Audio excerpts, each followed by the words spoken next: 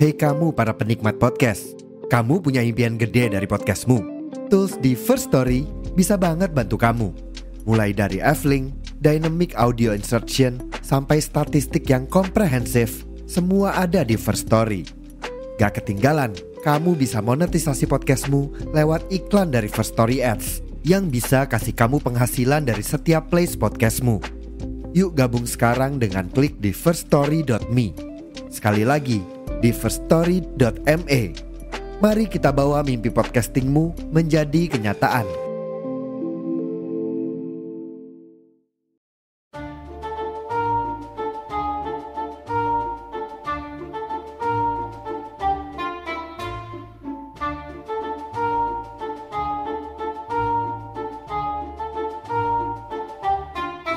Halo. Hai guys. Halo. Apa kabar? Welcome to Gara-Gara Siapa. Balik lagi sama gue Santi dan Mila, dimana kita biasa ngebahas tentang hal-hal yang berbau psikologi, kriminal, dan ngebahas kira-kira gara-gara siapa hal-hal itu bisa terjadi. Yes. Nah, apa Jadi, kabar Mila? hari ini belum ya? Ya, kita intro dulu dong. Oke. Apa kabar? Baik. How's Enggak deh, your- gue lagi flu, lagi batuk pilek. Oh, Enggak baik berarti. COVID deh. Semoga bukan COVID. Enggak tahu, Oh. jangan. Gue cek antigen 2 kali sih negatif, tapi Iya. enggak tahu deh. Semoga Memang bukan. sekarang kayaknya COVID lagi naik banget sih. Jadi Iya, enggak makanya banget, kan. cuman lagi naik. Kayak beberapa ada yang positif gitu. Iya, sehat-sehat ya San dan keluarga Ya, lo. lo juga ya. Amin. By the way, untuk Sunmil rekomend kali ini, kira-kira kita mau ngerekomenin apa nih? Oh ya, anyway, kita berdua lagi sama-sama Thailand. Jadi mungkin nanti kayak, oh ya, lo bilang, iya. Gitu. Iya, gue bindeng Cuma, lagi. Terus gue kayak, ya, lagi banyak Ngantuk. ya nggak tahu, kurang tidur or whatever, jadi ngantuk kan. Anyway, for Sunmil recommends, apa yang kali ini mau lo rekomendasiin? Gue mau ngerekomendasiin lagunya J. J itu siapa? J itu dia adalah mantan gitarisnya Day6, band Korea. Sekarang dia solo, namanya Ij. J dibalik Ij. EAJ gitu.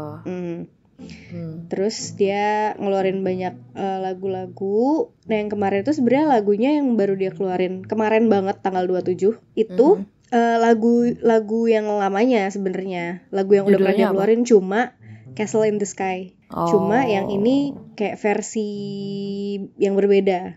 Dia judulnya ada dalam kurung Ghibli inspired. Jadi kayak lebih mellow gitu. Cuma beda aransemennya aja sih, tapi sebenarnya lagunya Kayaknya gue sama, belum pernah liriknya denger sama. deh. Lo belum ya? Emang baru sih, baru 2 hari yang lalu.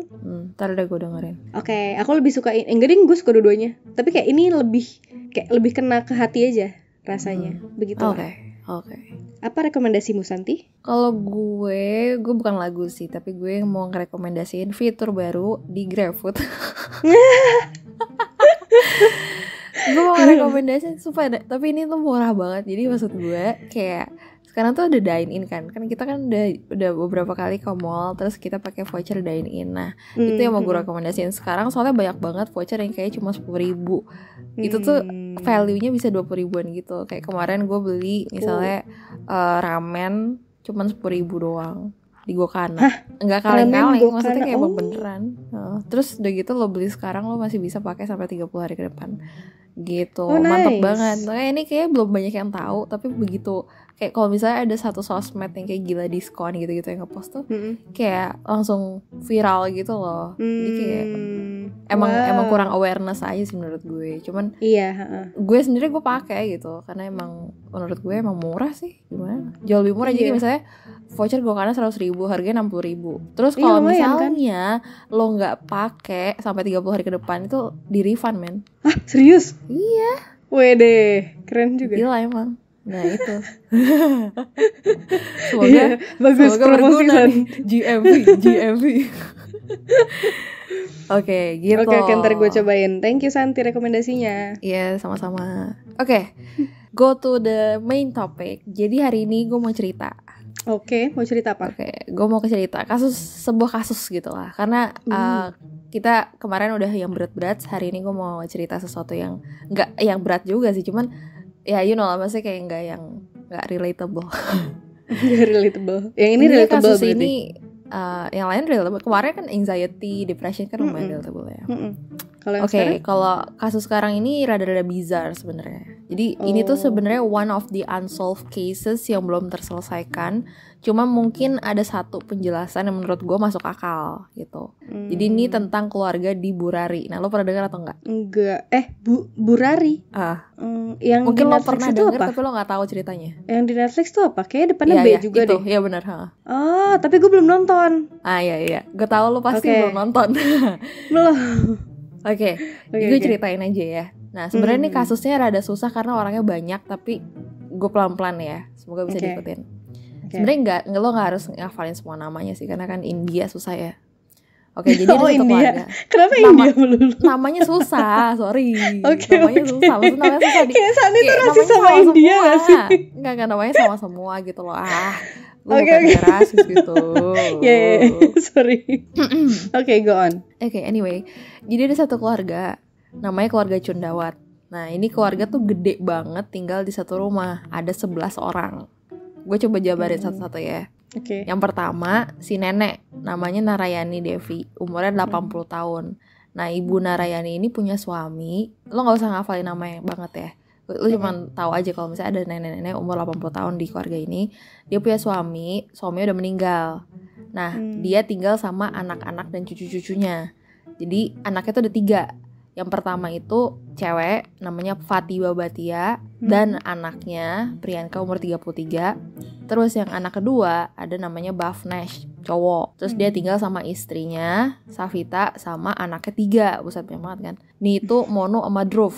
Nah, terus yang ketiga, anak terakhir nih, namanya Lalit, umur 45. Dia sama istrinya Tina dan sama anaknya Shivam. Gitu. Jadi intinya 11 orang lah total ya. Jadi pokoknya 3 orang terus sama anak-anaknya dan istrinya gitulah. Terus anak pertama kan Fatima Batia cewek kan. Nah, dia tuh janda. Jadi dia gak punya suami. Jadi dia cuma tinggal sama anaknya doang gitu. Nah, keluarga ini tuh kayak punya toko gitu di rumahnya, kayak semacam toko kelontong gitulah. Jadi tiap hari mereka jualan.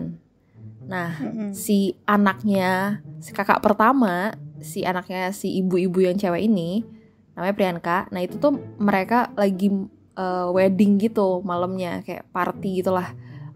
Karena lagi ada kayak suatu malam mereka lagi party gitu. Intinya mereka tuh di suatu hari ini gitu, malam itu gitu kan, ini kan lagi malam-malam gitu ya. Nah, mereka tuh lagi party, terus udah gitu kondisi keluarganya juga, tetangganya pada tahu satu sama lain gitu kan, terus rame gitu.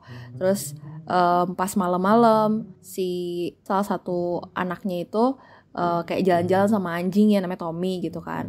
Jadi kayak itu tuh suatu malam yang lumayan tentram gitu lah ya. Nah, itu hari Sabtu. Nah, hari Minggu besokannya ada bunyi berisik klakson gitu yang ngebangunin tetangga-tetangga. Kenapa? Karena mereka nggak ngambil kiriman susu paginya si keluarga ini gitu. Biasanya si bapak-bapak anak 2 itu dia keluar ngambil kiriman susu pagi, tapi nggak keluar-keluar. Jadinya tuh susu ditinggalin aja gitu kan di situ. Nah, tetangganya ngerasa ini kok aneh banget ya, ngapa si bapak ini nggak keluar? Biasanya kan dia keluar gitu kan buat buka toko kelontongnya gitu. Soalnya biasanya toko kelontongnya buka jam 5:30, tapi ini udah jam 7-an gitu, dia belum keluar gitu. Nah, ada satu tetangga bapak-bapak, dia samperin ke rumahnya. Udah dipanggil-panggil nih ya, woi gitu kan. Nggak woi sih, cuman udah dipanggil-panggil tapi nggak ada yang nyaut. Nah, akhirnya dia coba masuk ke dalam. Pintunya nggak dikunci. Sebenarnya dia nggak pernah masuk kan ke rumah mereka. Jadi ini pertama kalinya gitu. Jadi toko kelontongnya tuh kayak beli dari luar gitu loh, kayaknya ya.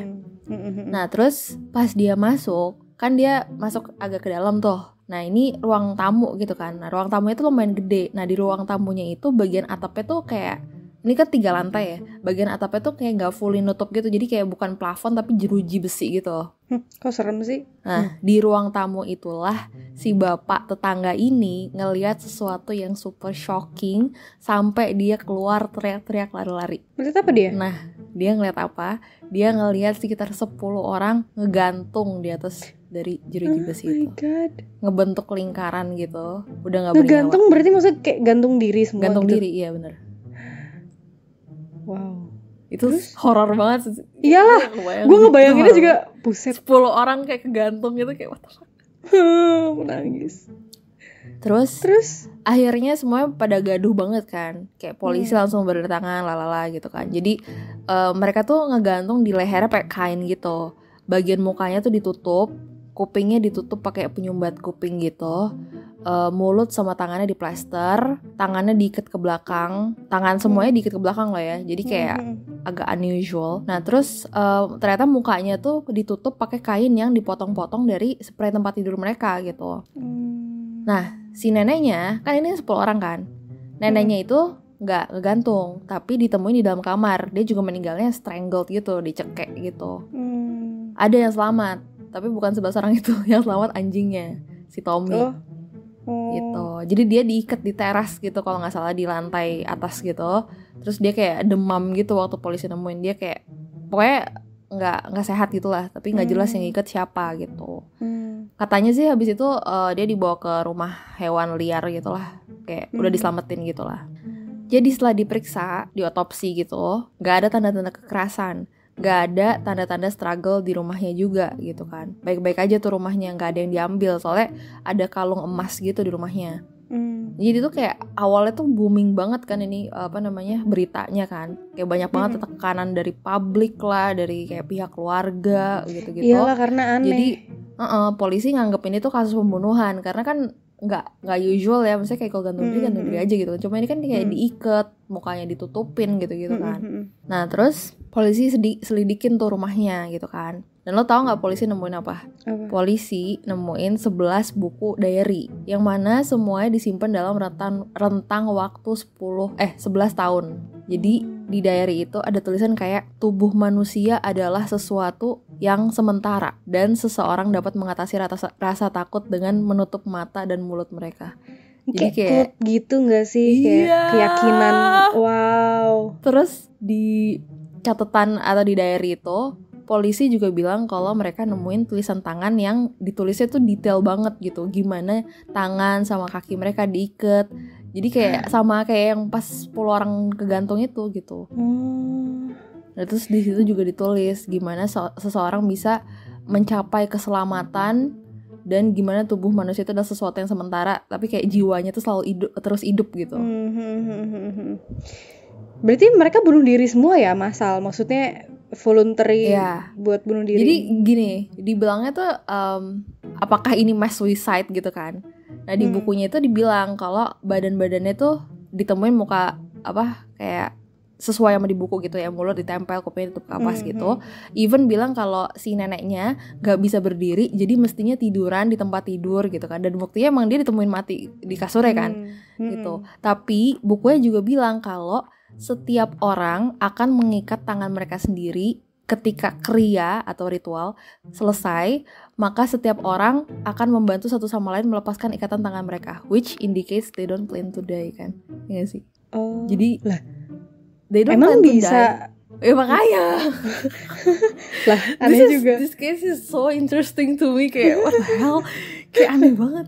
Cuma soalnya bizar banget gitu loh, maksud gue kayak yang pertama mereka gantung diri 10 orang gitu, terus kayak mereka tuh sebenarnya dibunuh atau gimana gitu.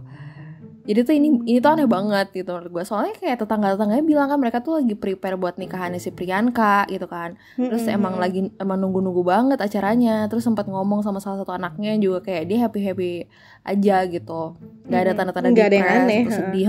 Terus kayak bilang kalau keluarga itu tuh emang financially decent gitu loh, kayak menengah ke atas lah, dan gak ada kekurangan uang atau gimana gitu.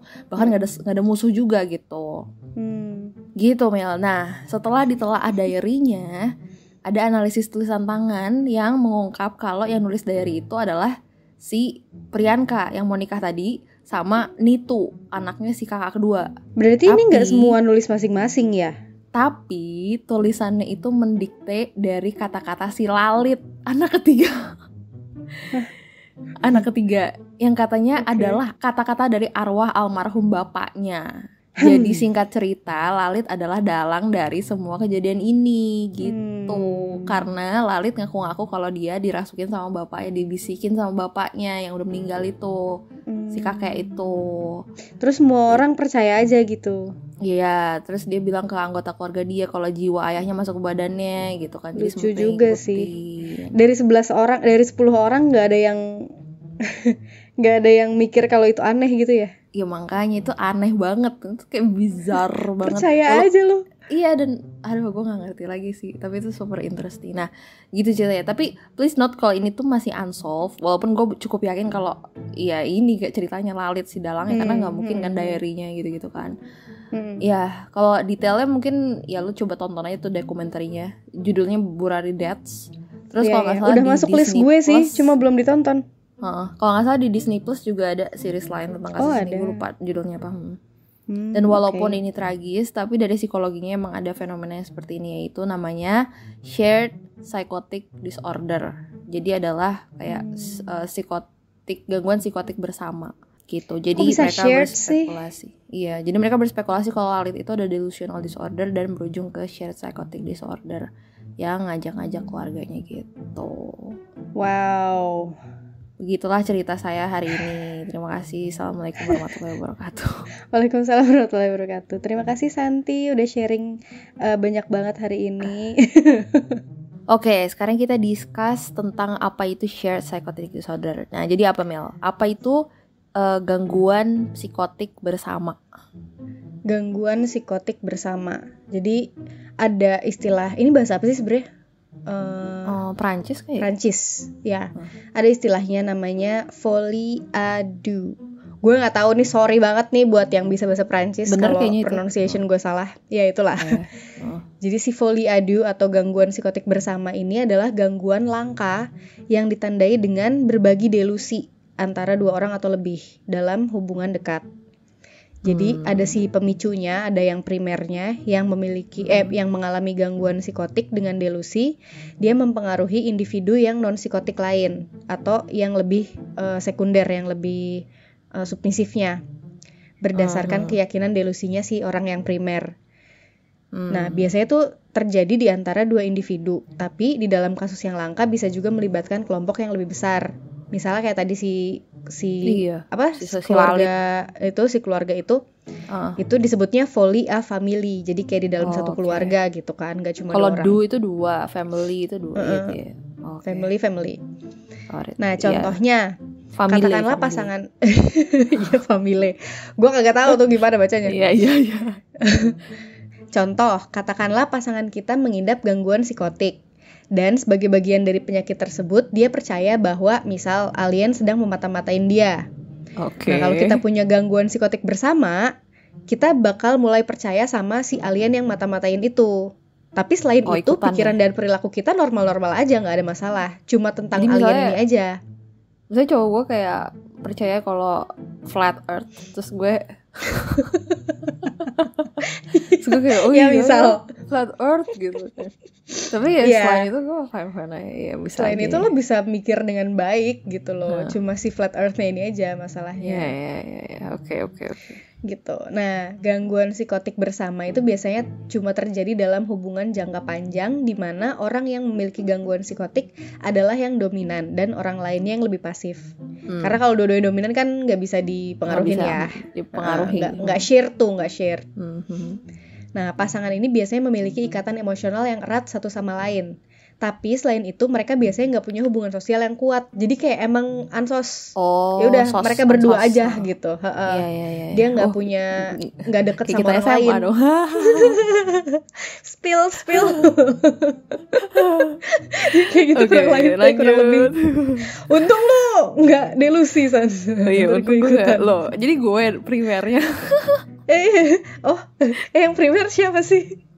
Udah skip. Skip. Lanjut. Nah, ini ada beberapa tipe gangguan psikotik bersama. Oke, jadi dari penelitian di tahun 2022 menunjukkan bahwa ada 4 subtipe spesifik dari gangguan psikotik bersama. 4 itu adalah folie imposée. Correct me if I'm wrong.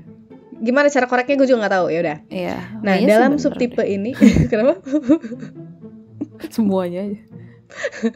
Dalam subtipe ini, dua individu dalam hubungan yang dekat atau intim berbagi delusi. Jadi, ya itu kan tadi. Orang dengan psikosis seringkali memindahkan delusi ke orang yang tidak mengalami psikosis. Kasian banget ya. Nah, namun jika orang yang tidak mengalami psikosis berpisah dari orang yang punya psikosis, delusi seringkali hilang. Jadi kayak dia mindahin ke yang submisifnya, ke yang pasifnya. Tapi kalau mereka lagi nggak sama-sama, si yang nggak punya psikosis ini nggak punya psikosis. Ngomong apa sih gue?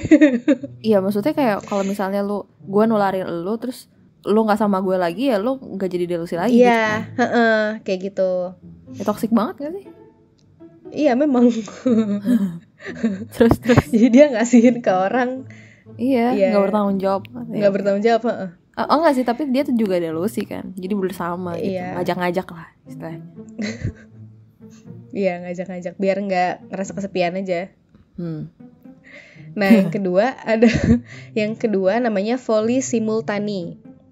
Jadi kalau dari namanya kebayang ya, nih mereka berarti simultaneously, sama-sama. Jadi voli simultani adalah dua orang yang berbagi gejala psikosis secara bersamaan. Predisposisi genetik dan sosial bisa mengembangkan tipe gangguan psikotik bersama ini. Kurang paham jadi sih, tapi intinya di mereka waktu yang bersamaan gitu. Iya, di waktu yang bersamaan. Bukan satu nularin yang lain, tapi dua-duanya berbarengan gitu kayaknya deh ya. Tapi kan kalau shared psikotik itu kan dia kayak mana ini? Kayak kita punya telepati gitu gak sih? Anjrit lah. Jadi kayak iya, alien itu nyata. Iya, alien itu nyata gitu. Yang kayak gitu, bukan yang kayak alien itu nyata. Terus kayak, oh iya alien itu nyata gitu. Soalnya kan yang tadi disebutin shared psychotic disorder itu si pemicu primer mengalami gangguan psikotik yang mempengaruhi individu non-psikotik lain yang lebih sekunder. Jadi kayak menurut gue tetap ada yang dominannya gitu loh, yang mempengaruhi orang lain. Coba ya kita. Nah tapi mungkin ini ngelihatnya dari situasinya mereka lagi samaan atau enggak gitu. Apa gimana? Jadi itu biasanya kalau voli simultani itu kayak twin gitu deh. Oh really? Karena dia nyebutin ada predisposisi genetik gitu. Iya. Kurang paham sih. Simultani ya mungkin gitu kali ya. Simultaneous development of an identical delusion between two individuals with psychosis who may be closely associated. Gitu. Jadi kayaknya emang developmentnya tuh secara berbarengan gitu, delusinya. Cuman karena mereka growing up bersama, jadi semakin kuat. Sotoy gue. Saling mengisi gitu. Iya, saling melengkapi. Saling melengkapi. Oke, terus. Nah, yang ketiga ada voli communique. Di sini orang kedua tanpa psikosis seringkali mengembangkan delusi bersama setelah periode resistansi. Tapi orang kedua ini masih bisa memiliki delusi setelah dipisahkan dari orang dengan psikosis. Berarti jadi dia ngembangin sendiri gitu ya. Udah di share nih, udah dikasih pengaruhnya, terus dia ngembangin delusinya. Maksudnya dia nggak cuma nerima, tapi dia juga punya andil di situ gitu. Enggak, jadi kayak gue nggak tahu ya, mungkin ya. Cuman tuh maksud gue kayak udah ditularin, terus waktu berpisah dia nggak sembuh gitu. Mungkin, oke. Ya nggak sih? Berarti beda sama yang si imposinya itu ya. Karena dia setelah dipisahkan juga kan, masih kayaknya nggak akut gitu sih. Ya oke. Yang keempat ada voli induite apa sih bacanya? Induite. Nggak tahu gue. Voli induite kali. Jadi subtipe ini melibatkan dua orang dengan psikosis yang mengalami delusi baru yang dipicu oleh orang ketiga yang juga mengalami psikosis. Jadi mereka berdua berapa? Iya. Gimana? Jadi mereka berdua tuh memang punya delusi. Jadi mereka berdua tuh emang psikotik. Maksudnya mereka punya psikosis, tapi muncul delusi baru yang dipicu, yang ditularkan, yang dipengaruhi sama orang ketiga yang punya psikosis juga gitu. Jadi emang dua orang ini gue ada ide baru nih. Iya gitu. Gebrakan baru apa lagi? Gue tahu biar lebih seru. Bisa gitu ya, kayak bagi-bagi dong delusi apa lagi nih. Tapi kayak anak kecil gitu nggak sih? imajinasinya, let's say, ya kan kayak ngarang-ngarang gitu, tapi tapi kan nggak bersama-sama, shared psikosis juga, gila. Serem amat. Iya, maksudnya kayak anak-anak gitu kan, kayak sharing sesuatu yang tidak nyata gitu loh. Terus mereka menerima aja gitu. Tapi ya kalau udah gede mereka tahu kalau itu enggak, gue tuh bohong gitu, kayak enggak, itu tuh cuma pikiran gue aja, itu tuh nggak ada benerannya gitu loh. Iya benar. Tapi gue nggak tahu ya, itu mungkin beda hal. Tapi tuh ya cuma maksudnya kalau itu kan kayak udah tahu yang bener mana, kalau ini tuh kayak emang bener-bener percaya kalau itu nyata. Iya, itu dia bedanya berarti. Oke, anyway, kalau yang psikosis atau kayak yang kayak gitu-gitu mungkin bisa jadi satu episode sendiri nggak sih? Ya mungkin ya. Ya, ntar kalau ada waktunya. We'll see. Oke, terus gejalanya apa tuh Mil? Kalau kita punya gangguan psikotik bersama? Oke, jadi gejala umum dari gangguan psikotik bersama itu meliputi paranoia, merasa curiga terhadap orang lain, merasa takut atau cemas, terus mengalami keyakinan palsu yang tidak realistis atau tetap, halu gitu ya berarti ya? Iya, ya itu delusinya itu kan, yang delusi, percaya itu. Terus menjadi marah saat ide kamu ditantang, kayak being challenged gitu. Jadi marah. Ya, jadi kayak misalnya flat earth apaan? Enggak, orang round earth kayak, wah apa lo? Lo tuh yang bego, yang bener tuh flat earth gitu ya. Berarti emosional ya anaknya ya. Iya marah, emosional. Marah. Terus memiliki kurangnya wawasan terhadap kesehatan mental. Oh iya, ini mah menjauh dari sosial, ya kan, dia tadi social isolation, ide bunuh diri, halusinasi yang tadi, insomnia nih, San lo. Dan satu gelisah. aja langsung panik. Jangan gue. Lah gue takut atau cemas, waduh. Wah, tuh 2. Waduh, gue menjauh dari sosial loh. 3. Kayak gitu, jadi meliputi gejala-gejala inilah, kurang lebih ya. Nah, jadi gara-gara siapa Mel?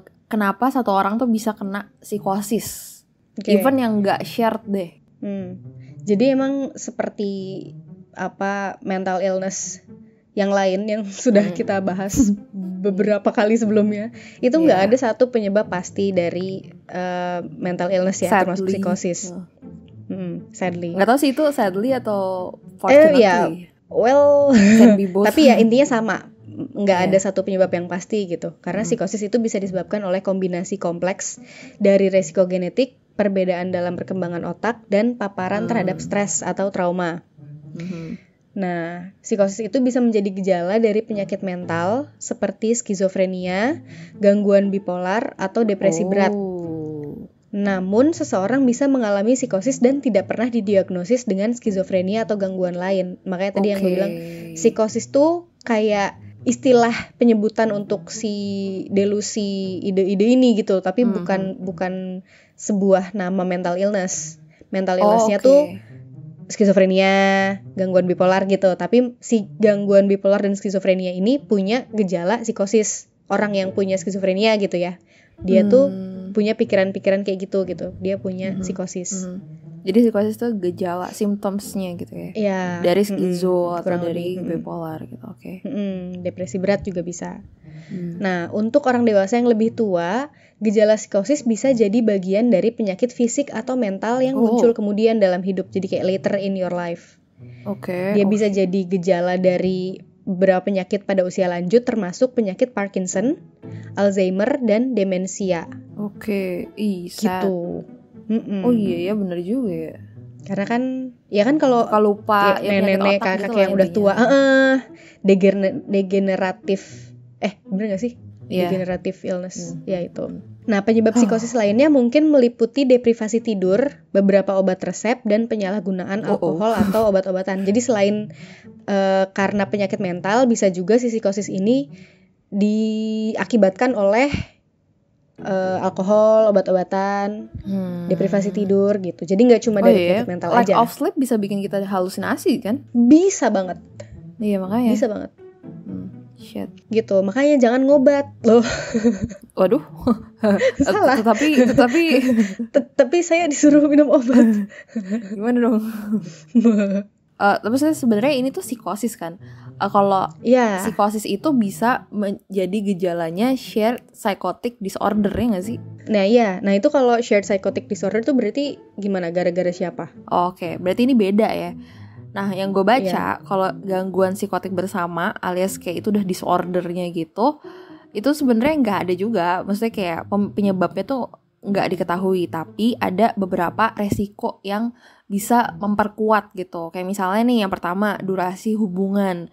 Jadi semakin dia lama dia berhubungan sama orang ini, semakin bisa menjadi delusi bersama gitu. Nah, terus sifat hubungan.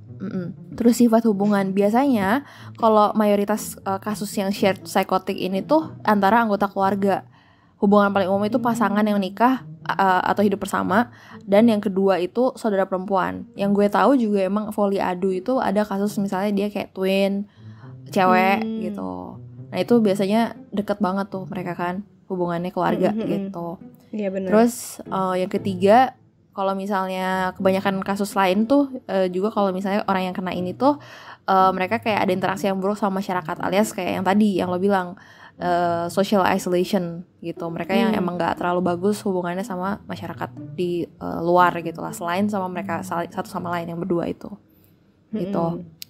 Terus yang keempat biasanya yang gangguan kepribadian gitu. Jadi individu yang ada shared psychotic ini biasanya menunjukkan ciri-ciri gangguan kepribadian, kayak misalnya emotionally immature gitu, nggak dewasa. Terus introvert, dan kayak misalnya ada laporan kasus lain tuh ada gangguan kepribadian premorbid, kayak misalnya dependent tuh sebenarnya ada ininya juga nggak sih, ada disorder juga kalau nggak salah. Bukan disorder sih mungkin, tapi dia emang sifatnya gitu, maksudnya apa ada sesuatu deh, gue baca di DSM, coba gue lupa apa. Tapi ada namanya ya, bukan namanya mungkin bukan dependent sih, tapi gitu. Ya something dependent something. Sama skizoid sama skizotipal, nah gue gak terlalu paham sih itu apa. Mungkin lo bisa menjelaskan next time. Gue juga lupa.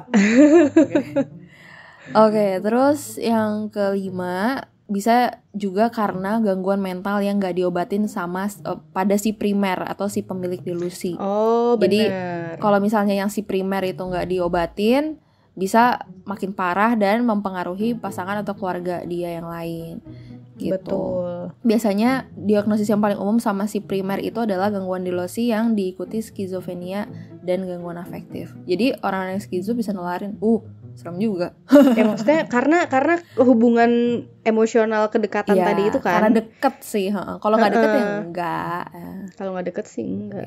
Minimal serumah lah. Gimana bisa mempengaruhi kan kalau nggak serumah? Kalau kayaknya tuh mereka tuh yang bener-bener kayak 24 hours together gitu loh. Iya, makanya. Terus yang berikutnya gangguan kognitif. Jadi misalnya individu sekunder biasanya tuh kurang punya penilaian dan kecerdasan yang baik. Jadi kayak dia gampang dipengaruhi sama si primer itu gitu. Dia bodoh ya berarti ya? Ya nggak bodoh juga. Mau aja percaya gitu. Iya, kalau dia punya gangguan kognitif akan lebih tinggi, udah intinya itu. Iya benar. Terus yang ketujuh ada komorbiditas sekunder. Jadi itu juga bisa yang kayak tadi lo bilang juga, individu yang didiagnosis dengan gangguan mental kayak skizo, gangguan afektif bipolar, depresi, demensia itu bisa menjadi sekunder yang lebih kuat, alias resiko dipengaruhi oleh orang lain yang sakit mental tuh lebih tinggi. Jadi kalau misalnya si sekundernya udah nggak beres, dia bisa gampang terpengaruh. Of course. Terus peristiwa hidup. Nah ini juga nih, peristiwa hidup itu kayak misalnya ada sesuatu yang menekan dan mempengaruhi hubungan, itu juga bisa meningkatkan ini kayak traumatizing gitu. Terus juga ada resiko berikutnya kayak kesulitan komunikasi. Kalau misalnya dia sulit dalam sharing ideas, sulit komunikasi ke orang, itu bisa jadi alasan kenapa mereka memilih isolation kan. Nah, which bakal result ke shared psychotic karena mereka socially isolate themselves. Iya gitu. Kayak kita SMA tau. Anjir, kayak gitu doang. Ya untungnya ya kita sekarang sudah lebih baik ya, gitu alhamdulillah. Kan ya. Semoga udah keluar dari cangkang ya. Kan kita punya sosial, maksudnya kita punya hubungan sosial lain kan di luar iya, ini. Kita nggak serumah, ya kan? Nah, iya, kita nggak serumah juga. Oh iya, jangan-jangan yang menawarkan kita hanyalah karena kita tidak serumah, bener. Bayangin kalau kita dalam satu rumah. Serem juga. Oke, terus yang ke-10 itu ada usia. Jadi studi sebelumnya melaporkan kalau perbedaan usia, kayak misalnya yang lebih tua itu bisa jadi yang primernya, sedangkan yang lebih muda itu jadi yang sekundernya gitu. Nah terus yang terakhir ada jenis kelamin. Biasanya ini paling sering di kalangan perempuan, baik sebagai primer atau sekunder. Kenapa tuh kira-kira? Gitu. Gue nggak tahu kenapa. Mungkin karena perempuan tuh lebih sensitif, sotoy deh gue.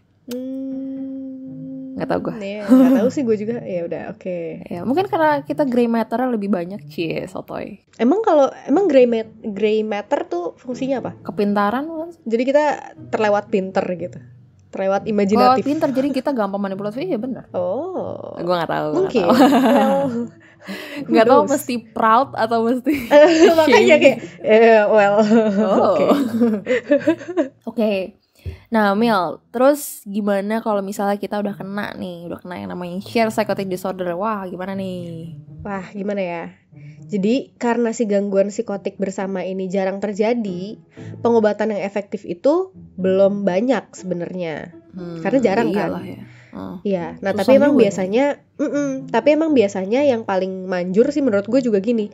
Jadi pengobatannya itu dipisahkan orang yang memiliki gangguan psikotik bersama dari orang yang memiliki gangguan psikotik. Jadi kayak dari yang shared dipisahin sama yang psikotik. Iya sih, itu juga supaya mengurangi yang itu kan, yang tadi kan, kayak yang Folly de Inuit Induit itu tadi yang mana ya?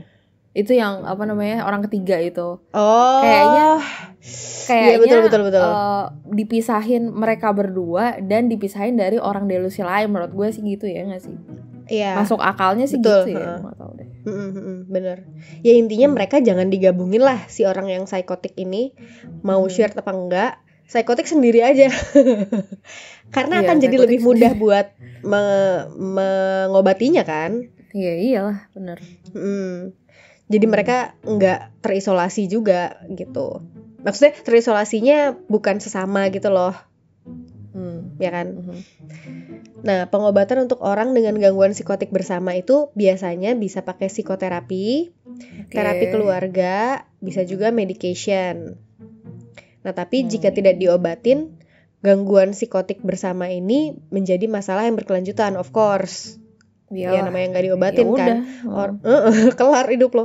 Orang dengan gangguan delusional sering tidak sadar bahwa mereka memerlukan pengobatan dan mungkin memilih untuk tidak mengonsumsi obat yang diresepkan. Nah, bahaya nih kalau dia punya delusi. Mereka nggak tahu mereka kayak apa gitu kalau loh. Dia salah, maksudnya dia nggak tahu kalau yang dia percaya nggak itu bisa, salah, yang dia percaya. Iya, nggak bisa ngelihat dari sisi lain kan, nggak bisa ngelihat dari luar gitu. Namun dengan pengobatan, orang dengan gangguan psikotik bersama seringkali memiliki peluang tinggi untuk pulih. Oke, gitu. Jadi emang harus diobati. Ya guys. Ya bisa tenang. Tapi harus tahu dulu. Jangan sampai gantung diri bersama. Aduh, serem banget. Iya, itu worst case of shared psychotic disorder kan? Iya, the worst of the worst. Deadnya sama-sama. Iya, mereka percaya kalau mereka tuh bakal habis ini. Jadi tuh yang gue tahu ya, si di diary-nya itu kayaknya tuh mereka habis ini ngelepasin ikatannya siapa ngelepasin ikatannya siapa, bantuin siapa gitu loh. Tapi mereka nggak nyampe situ gitu. Mereka udah mati duluan. Buru mati. Tapi berarti kalau gitu ada satu orang yang nggak diikat dong tangannya. Ya itu biar Lalit. Dia bisa. Lalit nggak diikat. Jadi Lalit yang terakhir, kayaknya sih gitu ya. Jadi Lalit tuh emang dia tuh yang psikosis gitu. Kayaknya dia tuh terpukul sama kematian bapaknya ya kan. Jadi kayak ya udah. Jadi dia menganggap satu kejadian traumatik itu ya. Terus kayaknya tuh ya pas pertama-tama kan itu 11 tahun ya, nggak mungkin kan dia kayak.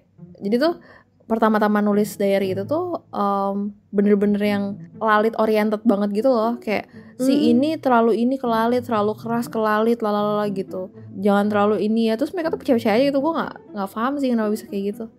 Cuman ya itu adanya gitu. Terus udah gitu kayak ada beberapa nasihat gitulah yang disampaikan dari bapaknya ke Lalit gitu. Maksudnya secara delusional ya. Cuman kayak works gitu.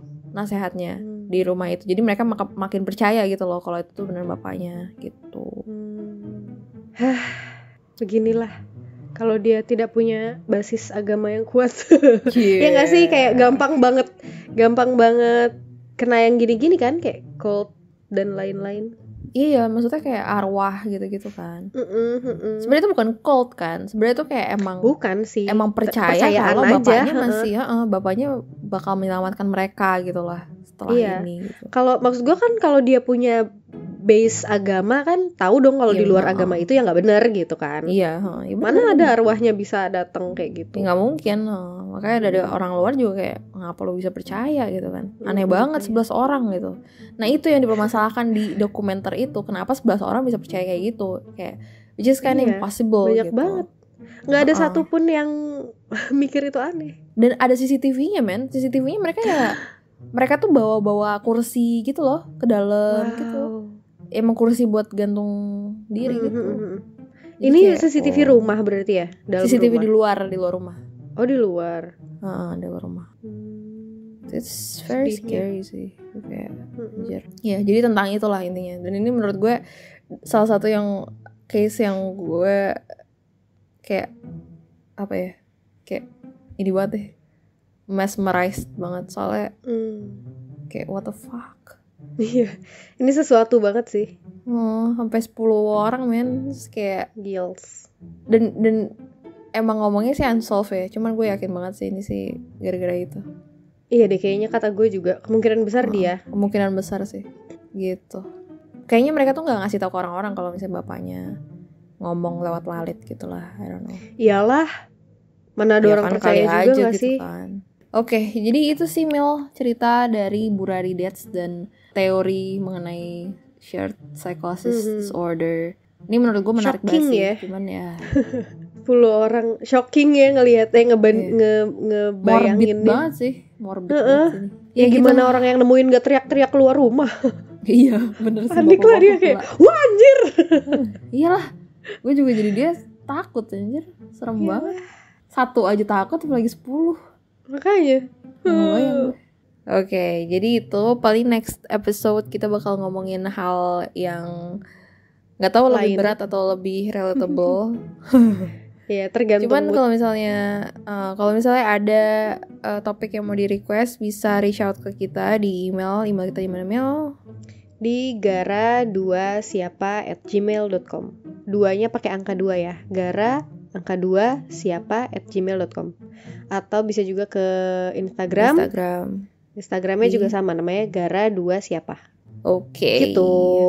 Terima kasih banyak sudah mendengarkan celotehan kita yang ya begitulah. Dan keawaman kita, mohon maaf apabila ada salah kata. Mohon maaf kalau pronunciation-nya salah.